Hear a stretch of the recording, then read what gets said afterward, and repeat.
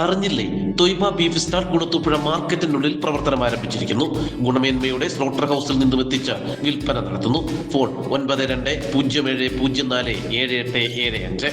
Chadayamangalam MLA MM നസീറാണ് ചടയമംഗലം കേന്ദ്രീകരിച്ച് ഒരു താലൂക്ക് ആരംഭിക്കണമെന്ന ആവശ്യം സബ്മിഷനിലൂടെ നിയമസഭയിൽ ഉന്നയിച്ചത്.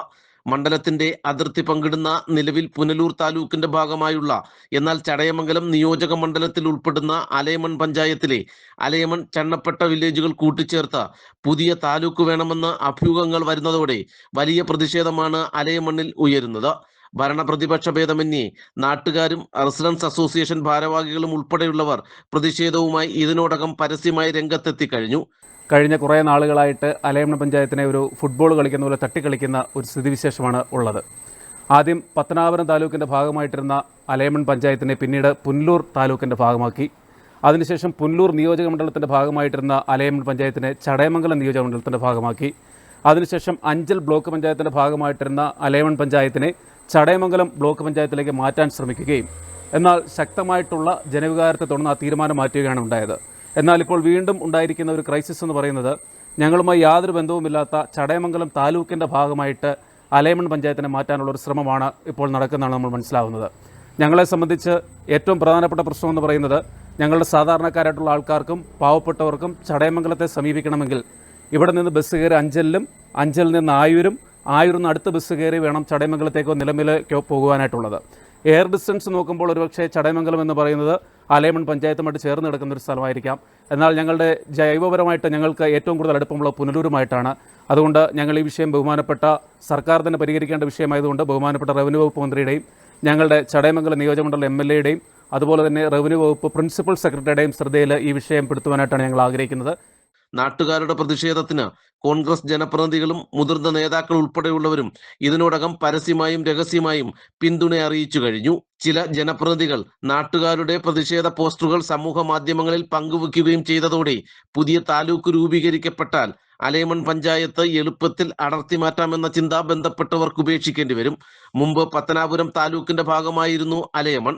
എന്നാൽ പുനലൂർ താലൂക്ക് നിലവിൽ വന്നതോടെ അലയമൺ പുനലൂർ താലൂക്കിന്റെ ഭാഗമായി മാറി. പുനലൂർ നിയോജക മണ്ഡലത്തിന്റെ ഭാഗമായിരുന്ന അലയമൺ പഞ്ചായത്തിനെ അവിടെ നിന്നും അടർത്തി മാറ്റി ചടയമംഗലം മണ്ഡലത്തിൽ കൂട്ടിച്ചേർത്തു. ഇടയ്ക്ക് അഞ്ചൽ ബ്ലോക്ക് പരിധിയിൽ നിന്നും മാറ്റി ചടയമംഗലം ബ്ലോക്ക് പഞ്ചായത്ത് പരിധിയിൽ കൊണ്ടുവരാനുള്ള ശ്രമം നടത്തിയെങ്കിലും ശക്തമായ ജനകീയ പ്രതിഷേധത്തെ തുടർന്ന് അധികൃതർക്ക് ഈ നീക്കം ഉപേക്ഷിക്കേണ്ടി വന്നു. ഫുട്ബോൾ പോലെ അലയമണ്ണിനെ തട്ടിക്കളിക്കാൻ അനുവദിക്കില്ലെന്ന് നാട്ടുകാർ പറയുന്നു. പ്രതിഷേധ സൂചകമായി മീൻകുളം ജംഗ്ഷനിൽ റെസിഡൻസ് അസോസിയേഷൻ ബാനർ സ്ഥാപിച്ചു. താലൂക്ക് രൂപീകരണം ഉണ്ടായാൽ അലയമൺ പഞ്ചായത്തിനെ പുനലൂർ താലൂക്കിൽ തന്നെ നിലനിർത്തി വേണം നടപടികൾ സ്വീകരിക്കാനെന്നും ഇല്ലാത്ത പക്ഷം ജനകീയ പ്രതിഷേധത്തിലേക്ക് നീങ്ങുമെന്നും മീൻകുളം റെസിഡൻസ് അസോസിയേഷൻ ഭാരവാഹികൾ വ്യക്തമാക്കി.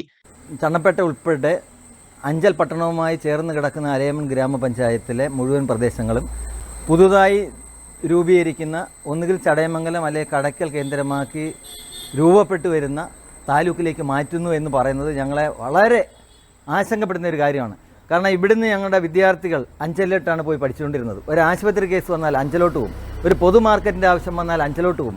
ഇങ്ങനെ എപ്പോഴും അഞ്ചലുമായി സഹകരിച്ച് നിന്നവർ എടുത്ത് ചടയമംഗലത്തെയും കടക്കിലേക്ക് മാറ്റുന്നത് ഏറ്റവും വലിയ അശാസ്ത്രീയമാണ്. അത് തന്നെയല്ല, ഭൂമിശാസ്ത്രപരമായിട്ട് തന്നെയുള്ള ഒരു പ്രത്യേകത, കൊല്ലം ജില്ലയിൽ 2 നദികളാണുള്ളതെന്ന് കല്ലടയാറും ഒന്ന് ഇത്തിക്കരയാറും. ഇത്തിക്കരയാറ് വെച്ചാണ് ഈ കൊട്ടാരക്കര താലൂക്കും പത്തനാപുരം താലൂക്കും അല്ലെങ്കിൽ പുതിയ പുനലൂർ താലൂക്കും ഡിവൈഡ് ചെയ്തത്. അപ്പോൾ ഭൂമിശാസ്ത്രപരമായ അതിർത്തി നിലനിൽക്കുമ്പോൾ തന്നെ ഒരിക്കലും പൊരുത്തപ്പെടാത്ത ഈ അലയമണ്ണിനെ എടുത്ത് അപ്പുറത്തേക്ക് ചേർക്കുന്നതുകൊണ്ട് അതിശക്തമായ പ്രതിഷേധവും ആശങ്കയും ഞങ്ങൾക്കുണ്ട്. ഇതിൽ നിന്ന് അതിൻ്റെ അധികാരികൾ പിന്മാറണം, അല്ലെങ്കിൽ മുഴുവൻ ആളുകളെയും സംഘടിപ്പിച്ചുകൊണ്ട് വലിയ പ്രതിരോധത്തിലേക്ക് പോകേണ്ട സാഹചര്യമുണ്ട്. തുടക്കത്തിൽ തന്നെ ഗവൺമെൻറ് ഇതിൽ നിന്ന് പിന്മാറണമെന്നാണ് ചണ്ണപ്പെട്ട നിവാസികളും പ്രത്യേകിച്ച് മീൻകുളം റെസിഡൻസ് അസോസിയേഷനും അറിയിക്കാനുള്ളത്.